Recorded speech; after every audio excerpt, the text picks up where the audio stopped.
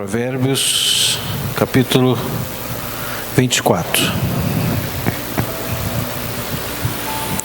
São três versos apenas de Provérbios 24. Se você tiver a oportunidade de, por gentileza, se colocar em pé, eu agradeço.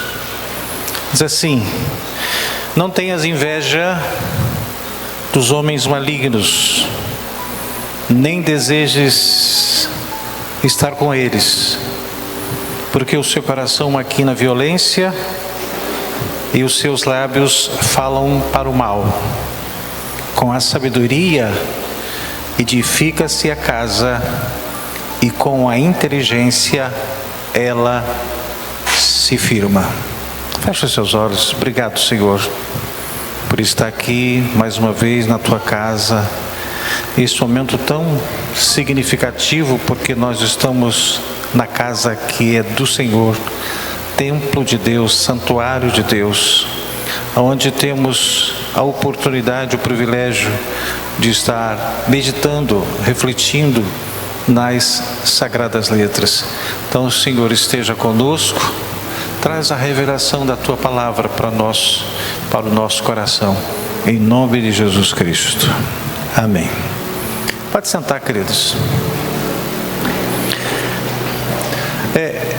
O tema desta mensagem é: Deus deseja que desfrutemos de uma vida cristã de qualidade. Quando a gente percorre a Bíblia Sagrada, existem inúmeros momentos de guerra, de lutas, tristezas, perdas. Mas isso não é o propósito de Deus. O propósito de Deus é que a gente tenha uma vida de qualidade. E essa vida de qualidade, ela precisa suplantar essas adversidades, essas circunstâncias adversas, tudo aquilo que a gente não espera. E a gente precisa aprender a viver uma vida de qualidade. Tanto isso que os homens da Bíblia, eu separei 4 deles, Deus deseja essa qualidade, tanto que Ele interferiu no percurso da vida de alguns homens. Entre eles está Josué. Josué foi um homem seguidor, era auxiliar direto de Moisés, tinha uma missão já estabelecida por Deus de substituir Moisés quando Moisés fosse recolhido por Deus. E tudo estava transcorrendo de uma forma tranquila até que Moisés morreu. Moisés, Deus recolheu e ninguém viu mais Moisés. E a Bíblia diz que houve muito lamento, muita dor. Inclusive Josué, que era bem chegado de Moisés, era um companheiro, sempre junto. E aí, mesmo sabendo que os dias de Moisés estariam por terminar, e quando terminou, houve muita comoção, houve muita dor, houve muito lamento, houve o luto. O luto foi vivido, e Deus permitiu que isso acontecesse, porque existem situações da nossa vida que a gente precisa cair para se levantar. E quando caímos, quando perdemos, temos que reunir forças para poder nos levantar. E Josué ficou por 30 dias juntamente com o povo, lamentando. E Deus começou a observar que Josué estava sem forças para mudar a sua postura e assumir a sua posição. Quando Deus teve uma interferência na vida de Josué, dizendo: Josué, meu servo Moisés é morto, agora levanta-te, porque você tem uma missão. Deus quer que nós tenhamos qualidade e viver uma vida de qualidade em meio às adversidades. Ter uma vida de qualidade com dinheiro, com casa, com carro, sem problemas, sem nada é fácil. Isso não é qualidade, isso você está sobejando. Vida de qualidade é aquilo que você enfrenta com as adversidades da vida e você mantém-se de pé, confiante, esperando sempre em Deus. Isso é uma vida de qualidade, uma vida cristã de qualidade. Outro homem que passou pelos momentos difíceis, que é conhecido como o homem mais sofredor da Bíblia, que é Jó. Jó perdeu família, seus filhos, 7 homens, 3 mulheres, perdeu seus bens, perdeu sua saúde e ele estava prostrado. Ele foi prostrando-se porque ele estava sofrendo. Jó não foi um homem, não, está tudo certo. Não, Jó, ele disse: o Senhor deu, o Senhor tirou, louvado seja o nome do Senhor. Isso com muita dor, gente. Isso é com muita dor. Só que Deus deixou um tempo até que Jó recebeu a visita de amigos e ele foi julgado pelos amigos. O pior amigo é aquele que julga, irmãos. Amigo, quando julga, é pior do que o inimigo. Porque o amigo julga sem causa, o inimigo ataca. E aí Jó ficou abatido, ficou estarrecido. E aí Deus entrou. Porque Deus não tem prazer na dor, não tem prazer em quem está caído. Nós lemos pela manhã na escola bíblica dominical, onde Ezequiel, o profeta Ezequiel diz: tem eu prazer na morte do ímpio? Não, claro que não tem, mas antes que se converta. Deus não tem prazer na dor, na perda, nem na morte de ninguém. Deus não fez o homem para morrer. A morte é resultado do pecado lá de trás, mas Deus não tem prazer. Não. Quando mas está escrito que Deus tem prazer na morte dos seus santos. Não. Essa expressão diz assim: puxa vida, eu investi tudo, agora eu tive que te recolher, porque você não soube ter sabedoria para cuidar daquilo que estava ao seu alcance. Deus não tem prazer nem na morte de ímpio, na morte de ninguém, porque Deus não quer que... O projeto de Deus é eternidade, não é morte. Não é morte. Então, Jó, aquela palavra de Jó que todo mundo conhece lá em Jó 42, diz: antes eu conhecia de ouvir falar, mas agora os meus olhos te veem. Deus restaurou Jó. Jó orou pelos seus amigos, porque Deus foi até os amigos de Jó e disse para que ele se apresentasse até Jó, para que Jó orasse por eles. Senão eles pagariam, Deus ia destruí-los. E eles foram, receberam a oração de Jó. E a Bíblia diz que Deus mudou o cativeiro de Jó. Deus levantou Jó. Deus tem prazer em manter você de pé.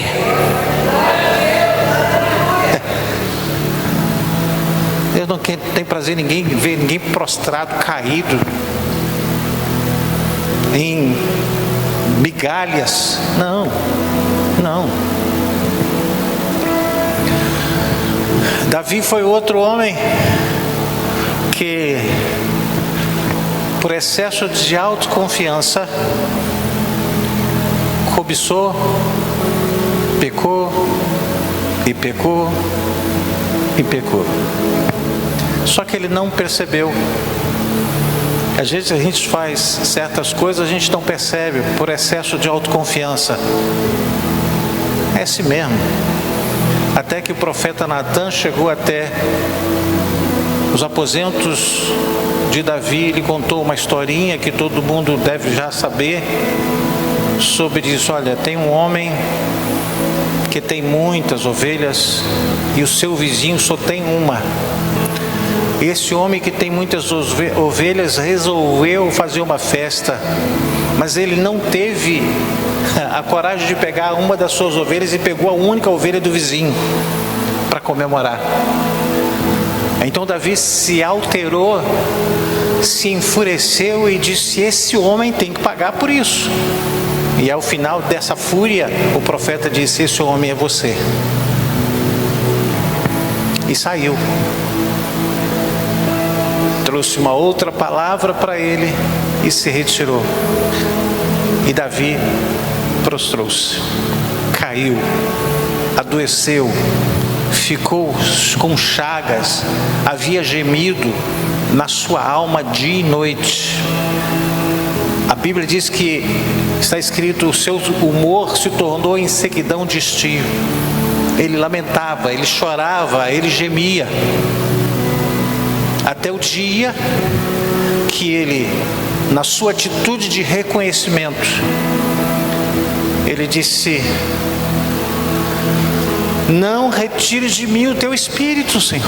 Ele estava com medo, porque a coisa estava tão negativa para ele, que ele disse: pronto, eu vou perder o Espírito de Deus da minha vida, não retire de mim. E aí ele orou, ele dizendo lá no Salmo 51, cria em mim, Senhor, um coração puro e renova em mim um espírito reto, inabalável. E Deus o levantou. Deus tem prazer em levantar. Deus tem prazer em colocar a pessoa de pé.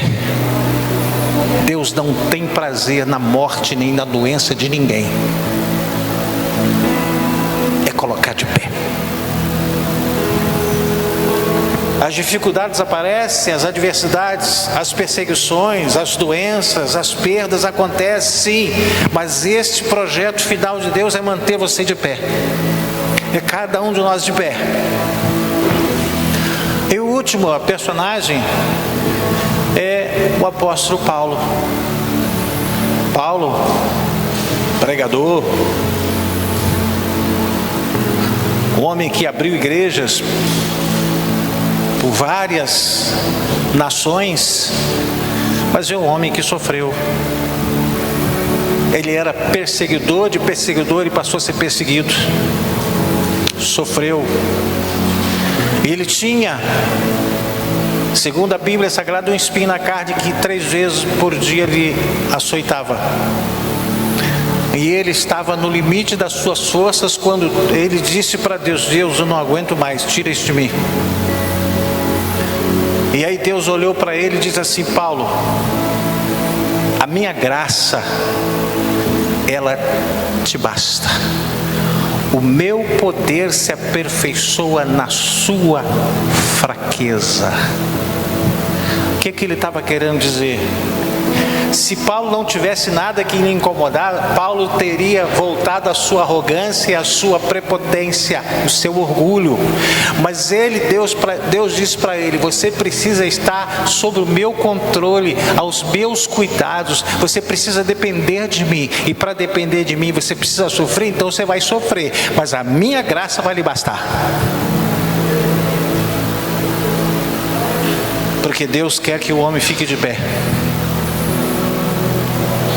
Deus quer que o homem se mantenha de pé.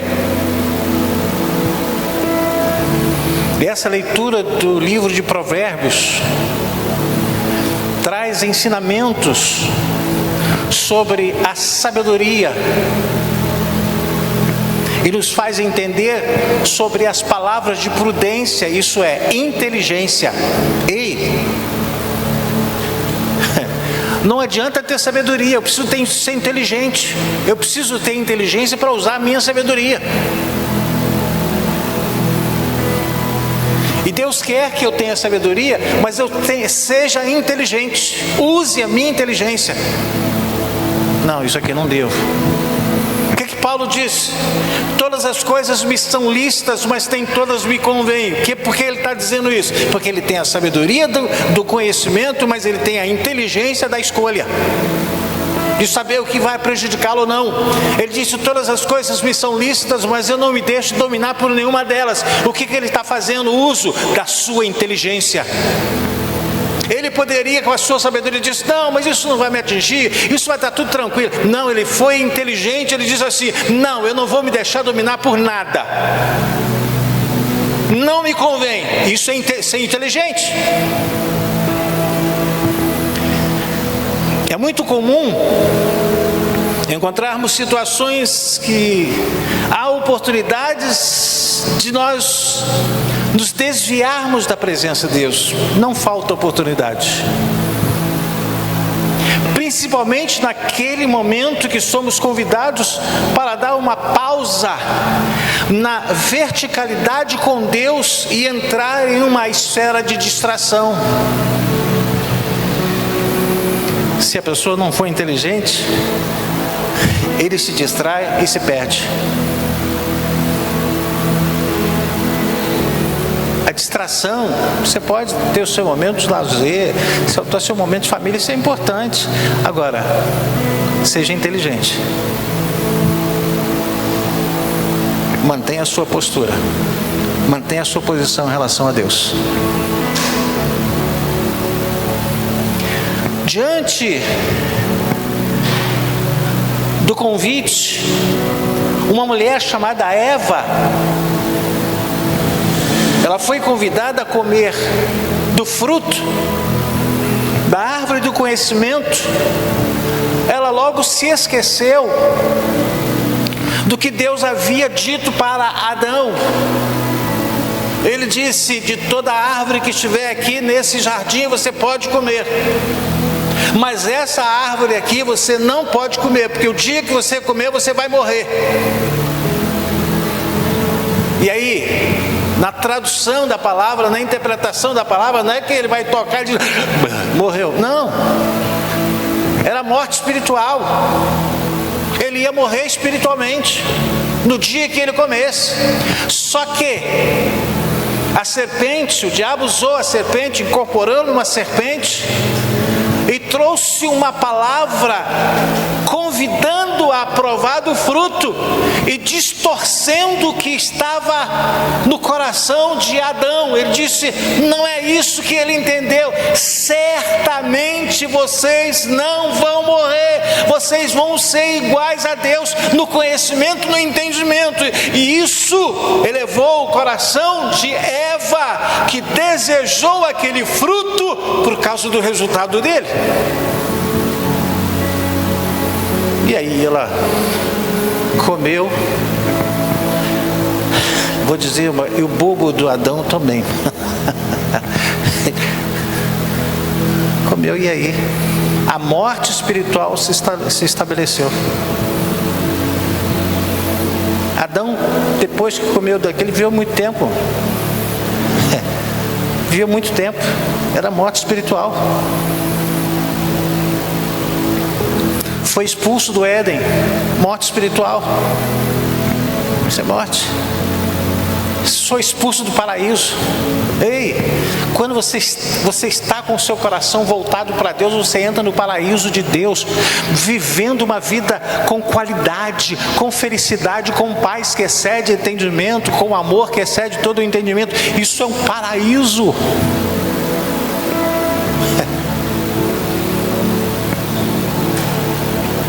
As Escrituras Sagradas, elas nos recomendam a viver em estado de vigilância contra as astutas ciladas do diabo. Gente, o diabo não vem com tridente, não vem com rabo, não vem com chifre.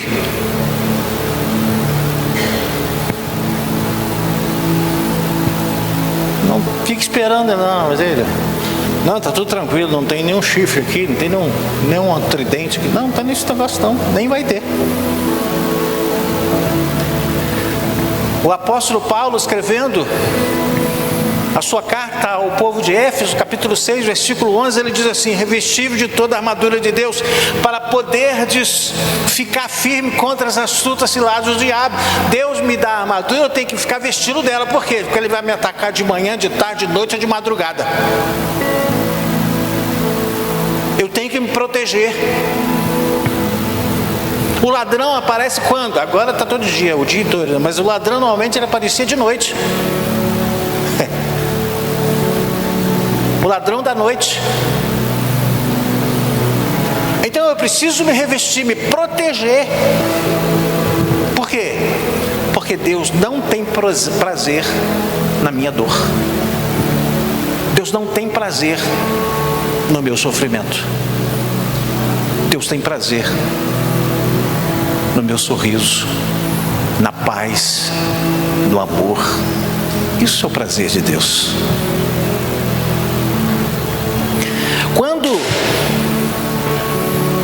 Está tudo certinho aí? Quando procuramos viver em comunhão com os nossos irmãos aqui,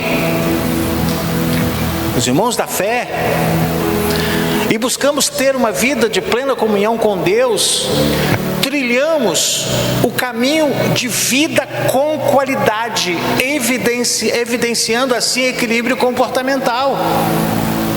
É que você senta, você pode olhar para a esquerda, você pode olhar para a direita, você pode olhar para trás, você não vai ter nenhum tipo de preocupação, porque você está zelando, você está vivendo uma comunhão. Essa comunhão é promovida pela mesma fé, pela esperança, é uma só esperança, é uma só fé, uma só confiança. E isso me aproxima do meu irmão, da minha irmã. Agora, se eu creio em uma coisa, o outro creio em outra, isso distancia. No entanto, essas escapadas que às vezes acontecem do único e verdadeiro caminho, por isso tem gente que desviou-se, nos levam ao enfraquecimento espiritual, que vai se acentuando gradativamente, até perdermos o foco e a esperança, dependendo da situação que estamos enfrentando, chegando assim ao extremo da dúvida em relação à palavra de Deus. Tal como está registrado no texto que nós lemos no início, capítulo 24, provérbios de 1 a 3, está escrito pelo rei Salomão, tão claro e tão objetivo. Esta preciosa palavra nos instrui a não andarmos com falsos amigos. Ou seja, procuremos evitar essa qualidade de amigos. O amigo que te mata, o amigo que te entrega, o amigo que te trai. Isso não é amigo, isso é falso amigo.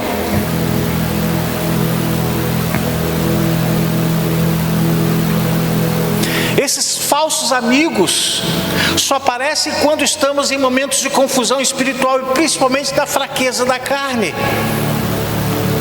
Esses falsos amigos sempre aparecem mostrando-nos alternativas para satisfazermos o desejo da nossa natureza humana. Você quer identificar um amigo? Você está em crise? Esse amigo diz: irmão, irmã, olha, vamos fazer o seguinte, vamos orar, eu vou te ajudar em oração, me dá o seu nome, eu vou te ajudar. Isso é um bom amigo.